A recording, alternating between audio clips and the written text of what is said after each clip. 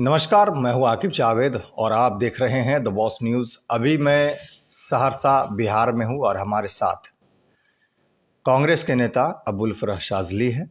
इनसे हम आज बात करने का प्रयास करेंगे और जानने का प्रयास करेंगे कि क्या खगड़िया लोकसभा क्षेत्र में क्या मोदी लहर वाकई जारी है। जिस तरह से लोग बता रहे हैं कि मोदी लहर का काफ़ी असर होने वाला है, मोदी कहते हैं कि 400 पार इस बार होगा, तो वहीं इंडिया गठबंधन के लोगों से हम पूछ लेते हैं कि आखिर क्या माहौल रहेगा और क्या रहेगा कि इंडिया गठबंधन का कितना कॉपरेट है और साथ साथ जो है कांग्रेस का कितना कॉपरेट है।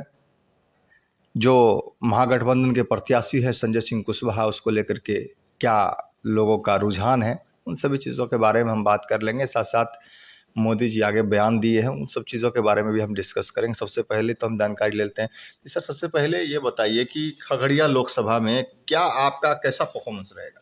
देखिए, खगड़िया की लड़ाई जो है वो आम जनता, गरीब, मजदूर, शोषित, वंचित, पीड़ित की लड़ाई है। एक ऐसे नेता से लड़ाई है जो कि इम्पोर्टेड हैं, बाहर से लाए गए हैं और जिनको खगड़िया के लोगों से, खगड़िया की परेशानियों के बारे में वो कुछ नहीं जानते। और सबसे बड़ी बात यह है कि खगड़िया की जो जनता है वो खुद चुनाव लड़ रही है। इस बार नेता नहीं लड़ रहे हैं, इस बार खगड़िया खुद चुनाव लड़ रहा है। मेरी हजारों लोगों से बातचीत होती है, रोजाना लोगों से राय जानने की कोशिश करते हैं, तो उन लोगों का सीधा समर्थन जो है खगड़िया से महागठबंधन के प्रत्याशी श्री संजय सिंह कुशवाहा जी को बिल्कुल एक तरफा महागठबंधन की जीत होगी खगड़िया लोकसभा में। उनकी तो जीत होगी, वो तो मेहनत भी कर रहे हैं, हम देख रहे हैं बार बार कि वो हर जगह जा करके बड़े खुले तौर से वो लोगों से मिल रहे हैं। लेकिन वहीं पर कांग्रेस का, यानी कि आपके पार्टी का कितना उनको समर्थन मिल रहा है? पूरा समर्थन हासिल है, पूरा।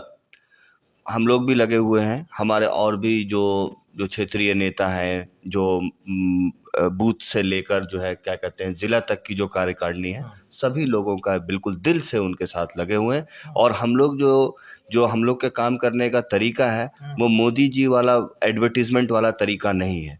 वो भ्रामक प्रचार करने की नीति पर हम लोग नहीं चलते हैं। हम लोग की नीति है जनता के साथ रूबरू होना, जनता से बैठ के बात करना। जिस तरह से राहुल जी का भारत जोड़ो यात्रा आपने देखा, वो खुद पब्लिक से अपनी बात कहते हैं, पब्लिक की बात सुनते हैं, उसको नोट करते हैं, ताकि भविष्य में अगर कांग्रेस की सरकार आए तो आम जन के जो मुद्दे हैं, जो इस देश के वास्तविक मुद्दे हैं, जो नौजवानों के मुद्दे हैं, जो बेरोजगारों के मुद्दे हैं, जो गरीबों के मुद्दे हैं, जो वंचित, शोषित, पीड़ित वर्ग के मुद्दे हैं, उन उन वर्गों पर काम करने के लिए एक ठोस रणनीति बने, उसी का होमवर्क राहुल जी कर रहे हैं। भारत जोड़ो यात्रा बेसिकली भारत को विश्व गुरु बनाने का होमवर्क है।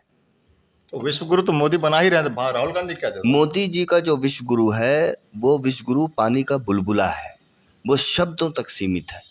वो उस प्रकार का विश्व गुरु बनाना वो ऐसी सड़क बनाना चाहते हैं जिस सड़क पर अगर एक्सीडेंट हो तो पहले लोग मरने वाले की जाति देखेंगे, मरने वाले का धर्म देखेंगे, उसके बाद उसे अस्पताल पहुंचाएंगे। महागठबंधन वो विश्व गुरु बनाना चाहती है जहां पर खून का कोई धर्म नहीं होगा, खून का कोई जाति नहीं होगा, खून का कोई मजहब नहीं होगा। ये हिंदुस्तानी का खून गिरेगा सड़क पे तो उसको मेडिकल या अस्पताल पहुंचाने वाला आदमी किसी भी प्रकार का भेदभाव नहीं करेगा।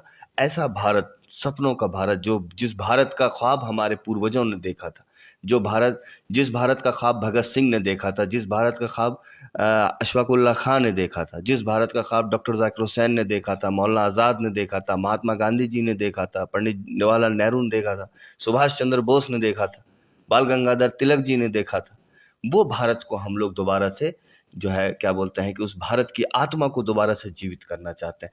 मोदी जी की जो है, मोदी जी का एक ही काम है, लोगों को झूठे वादे करना, लोगों को झूठा झांसा देना।